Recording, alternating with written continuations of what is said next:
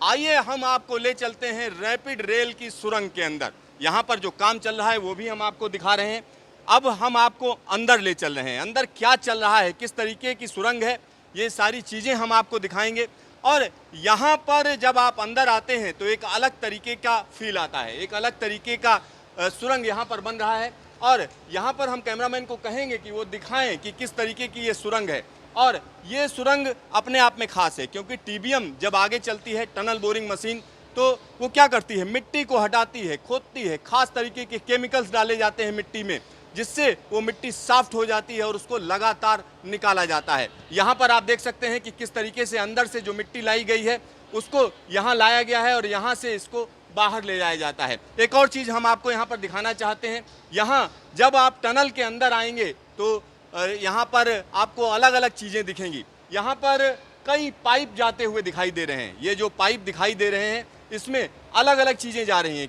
किसी में पानी जा रहा है, किसी में कंक्रीट जा रहा है, किसी में फोम जा रहा है और किसी में खास तरीके का केमिकल जा रहा है। तो ये सारी चीज़ें आगे इस्तेमाल होती हैं। और यहाँ पर जो इसका पेरीमीटर है, या हम कह सकते हैं जो यहाँ पर टनल के अंदर जो सेगमेंट्स लगाए गए हैं, अगर उनकी बात हम करते हैं तो 6.5 मीटर का डायमीटर है। और यहाँ पर एक बार में 7 सेगमेंट जोड़े जाते हैं और इन सेगमेंट्स को खास तरीके के बोल्ट से आपस में जोड़ा जाता है। यहाँ पर एक और चीज़ हम आपको बताना चाहेंगे, जो बड़े बड़े सेगमेंट्स हैं उनको हम कह सकते हैं कि साधारण सेगमेंट कहा जाता है, लेकिन यहाँ पर जो ये छोटा सा सेगमेंट आप देख रहे हैं इसको की सेगमेंट बोलते हैं।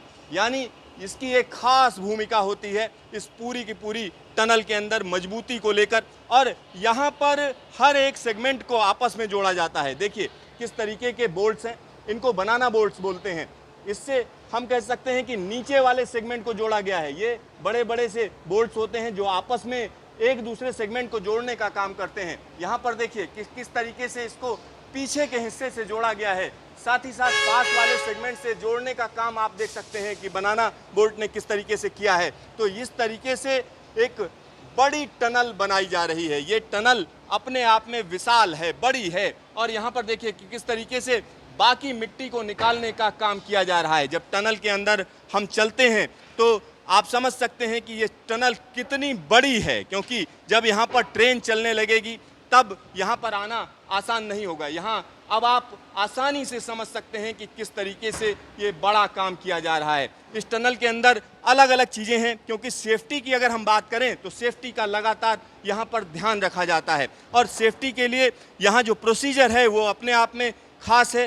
तो यहाँ पे जो सेफ्टी चीज़ हम लोग को फॉलो करते हैं, पहले तो आप लोग घुसते हुए देखे हैं जो टैलीबोर्ड सिस्टम है, वो टैलीबोर्ड में हम लोग इसीलिए घुसते हैं कि हर एक हम लोग का काउंटिंग होता है। जैसे हम लोग अंदर सिर्फ 20 आदमी को अलाउ करते हैं काम के लिए, ओनली फॉर 20s।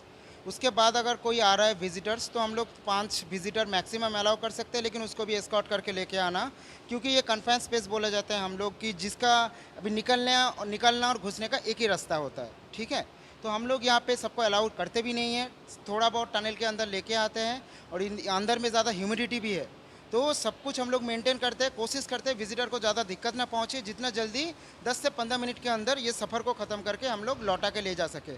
और इसके अंदर में टनल में घुसते हुए अगर उस टाइम के अंदर हमारा कोई इमरजेंसी हो रहा है तो उसके लिए हम लोग यहाँ पे टेलीकम्युनिकेशन सिस्टम, हमारा फायर एक्सटिंग्विशर, फायर होस ड्रिल, सब चीज़ का बंदोबस्त है। और मेन रहता है और एक सेल्फ रेस्क्यूअर। अगर कोई दिक्कत हो जा रहा है, किसी का कुछ प्रॉब्लम हो जा रहा है, किसी का सांस का दिक्कत ही हो रहा है, तो हम लोग उसको सेफ रेस्क्यूअर के तरह से उसको यूज़ करा के उसको हम लोग बाहर तक लेके आ सकते हैं। उसमें सेल्फ ऑक्सीजन हम लोग ले सकते हैं, तो उसमें उठा के हम लोग साथ में बाहर तक उसको लेके आ सकते हैं रेस्क्यू करके, लेकिन विदिन 10 to 15 मिनट्स।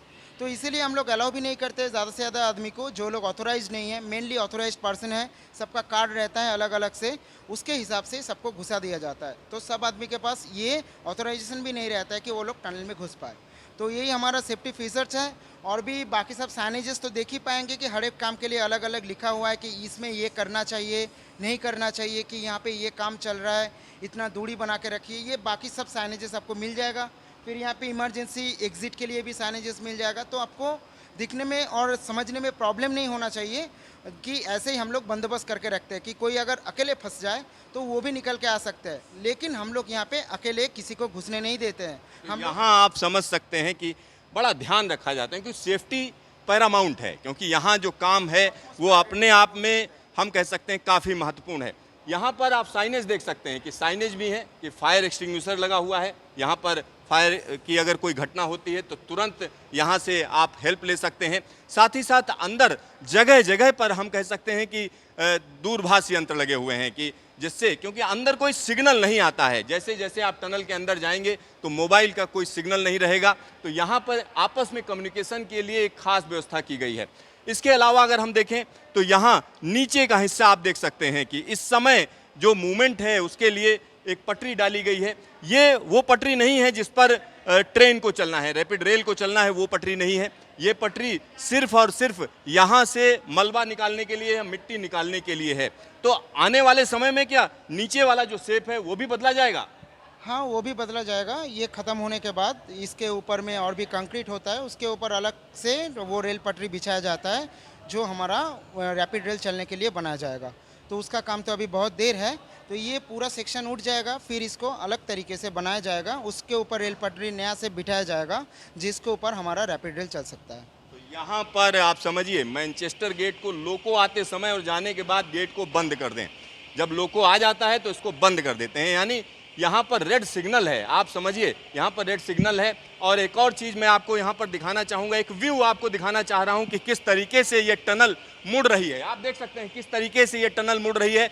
आगे टीबीएम काम कर रही है और ये टीबीएम रात दिन काम कर रही है। आपको हम बता दें, टीबीएम एक खास तरीके की मशीन है जिसमें जो आगे का हिस्सा होता है वो घूमता है और मिट्टी के अंदर खास तरीके के केमिकल प्रोसेस के साथ मिट्टी को और सॉफ्ट किया जाता है और उसमें पानी डाला जाता है, केमिकल्स डाले जाते हैं और उस मिट्टी को लगातार निकाला जाता है। और मिट्टी जब निकाल दी जाती है तो ये टनल बन जाती है। और इसमें एक और चीज़ की जाती है, हम कह सकते हैं कहीं कहीं पर टनल के अंदर से जब मिट्टी निकाली जाती है तो ऊपर से मिट्टी कोलैप्स कर जाती है, तो उसके अंदर ग्राउटिंग भी की जाती है। तो ग्राउटिंग के साथ साथ यहाँ पर जो सेगमेंट लाए जाते हैं, बड़े बड़े सेगमेंट हैं, भारी भरकम सेगमेंट, उनको तुरंत ही लगाया जाता है।